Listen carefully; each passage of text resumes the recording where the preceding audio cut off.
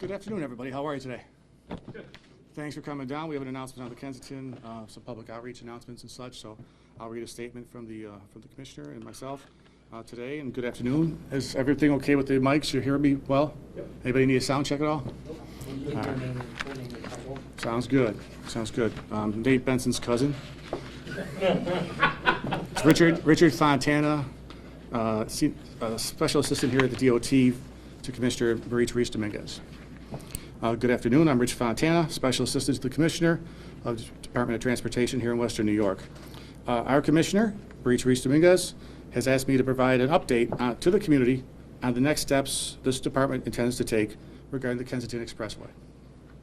As everyone here no doubt is aware, the Department of Transportation had advanced a project to reimagine the Kensington Expressway, the whole corridor, and reconnect the neighborhoods of the city of Buffalo's east side that were wrongly divided by this highway's construction. This project was years in the making and was a product of extensive community outreach with local stakeholders, including Restore Our Community Coalition, who advocated for this project for decades.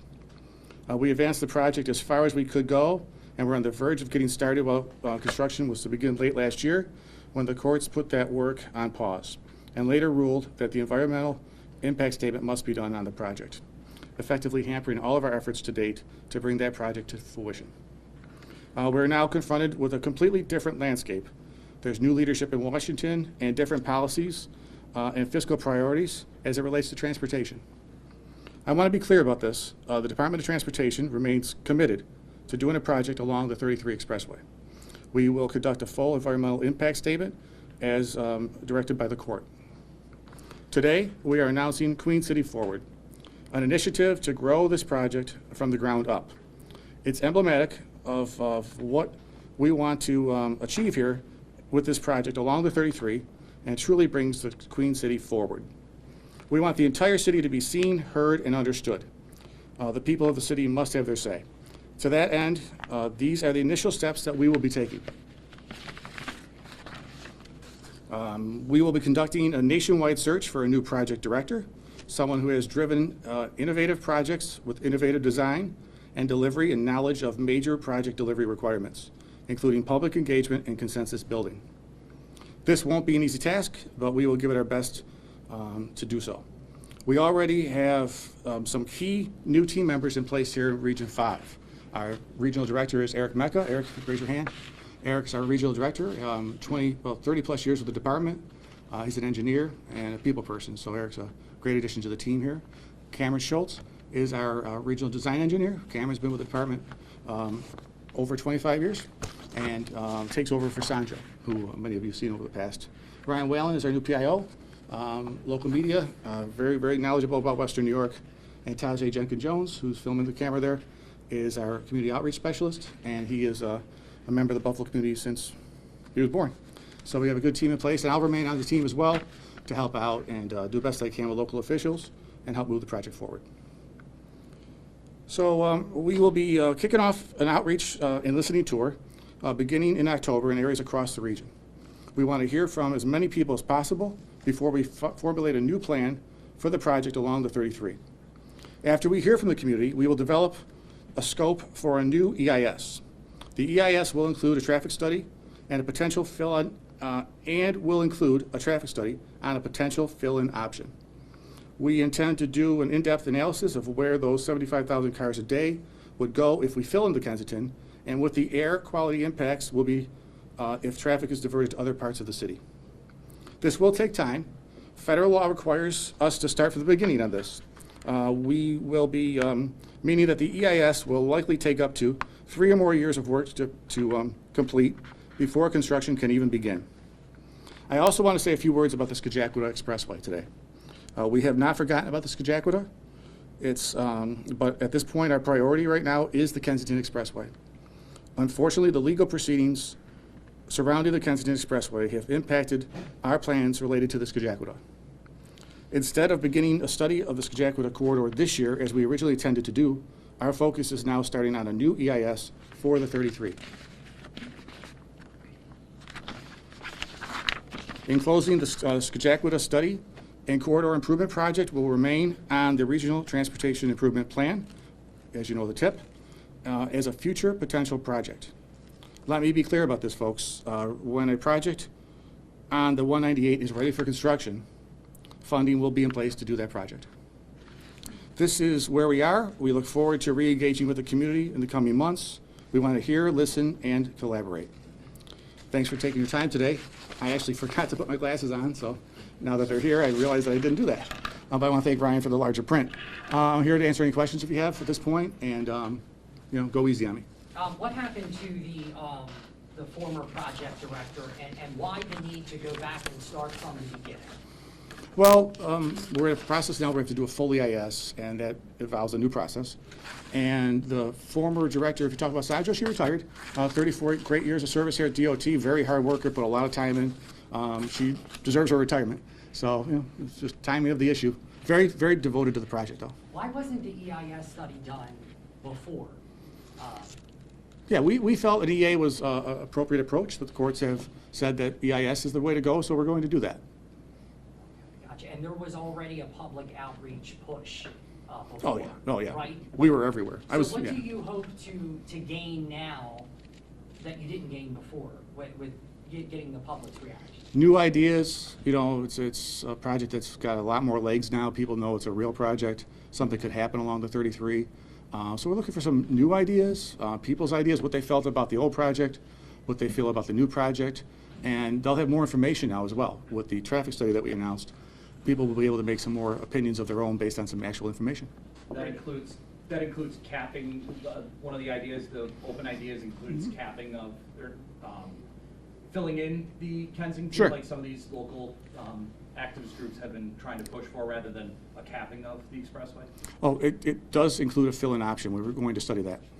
Rich, the rendering, the renderings that we've seen, the governor's office has promoted them. They've been at different events in Buffalo over the past few years. That rendering of the tunnel, is sure, that irrelevant at this point? Is that an option at this point? I mean, is that just, it could look like that, it could not look like that, is basically what you're saying? Yeah, as we're out in the community, if residents think that that's a great option, that they want us to move forward, come to the meetings and express those opinions, I'd like to hear them. We're hoping to hear that feedback, see what happens, see what they want to see. It's all subject to change now, correct? It's an open process at this point. We're starting fresh. We're starting with a full EIS. We have a new team in place.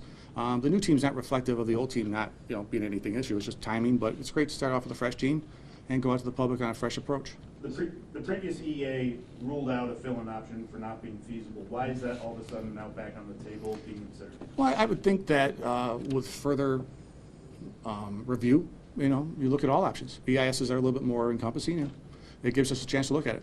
I think we should clarify too, we're going to look at the fill-in option as we do this traffic study prior to the EIS, so that we know what kind of project we're looking at as we move to the EIS. So it doesn't necessarily have to be a part of it, or it could be a part of it, but the traffic study is going to come first. Before the EIS. Yes. One of the Yeah, go ahead.